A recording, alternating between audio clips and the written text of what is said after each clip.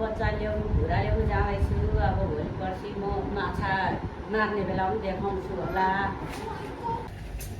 म माछा बच्चामा आएर बच्चा लान आँटे।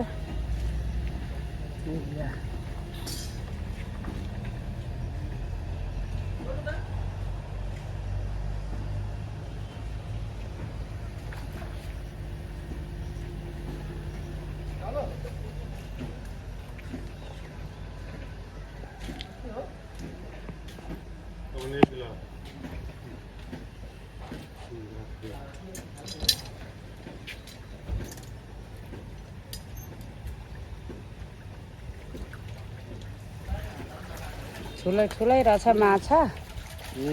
यो कुन माछा हो? कमन हो। ए लु माछाको बच्चा ल्याउनु आएको। माछा ठुल्ठुलो रहेछ।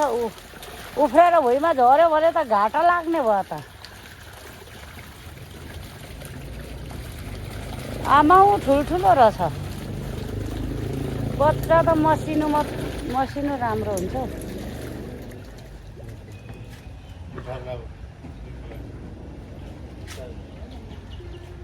माछाको बच्चा ल्याउनु आएको। माछाको बच्चा त ठुल्ठुलो रहेछ। बच्चा त होइन रहेछ के अरे।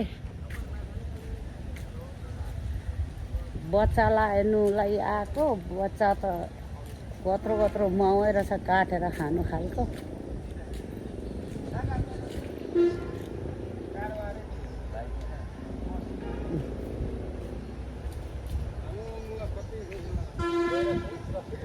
यो बेलबारीको माछा।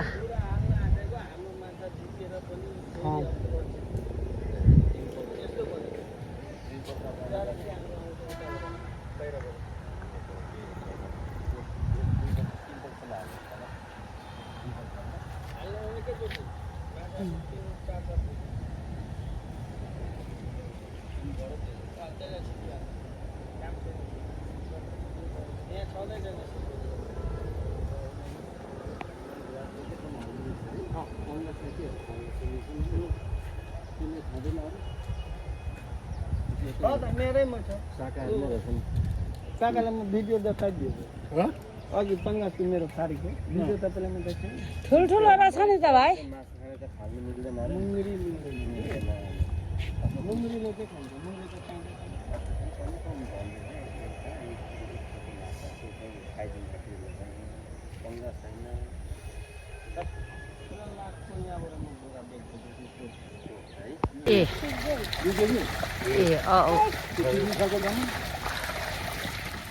यो भाइहरू माछाको भुरा दिने हो।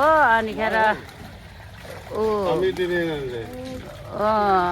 ठुल्ठुलो रहेछ माछाको बच्चा।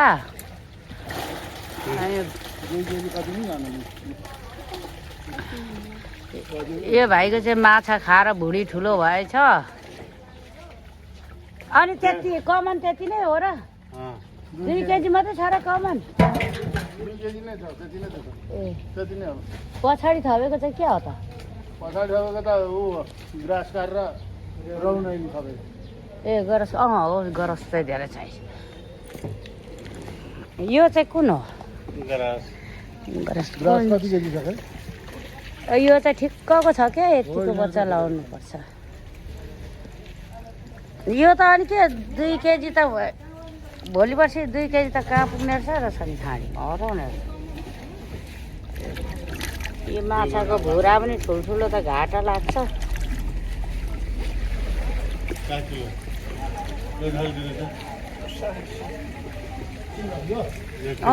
यो चाहिँ साह्रै ठिक्कको छ है माछाको बच्चा। यतिको चाहिँ ठिक्क हुन्छ। यो कमनका ठुलो रहेछ। ठिकै छ। अब एउटा पनि थपिदिएन छ। लु सबै निस्क्यो है।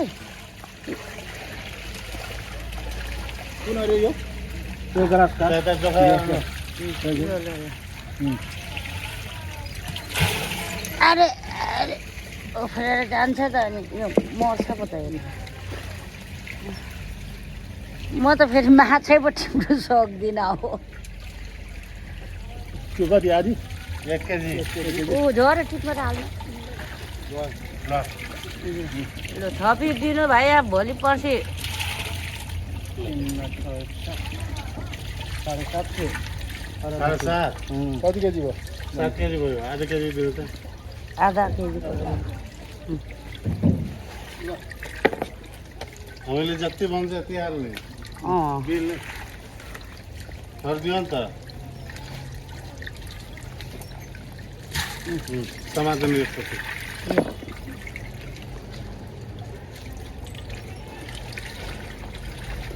अब कुन कुन छ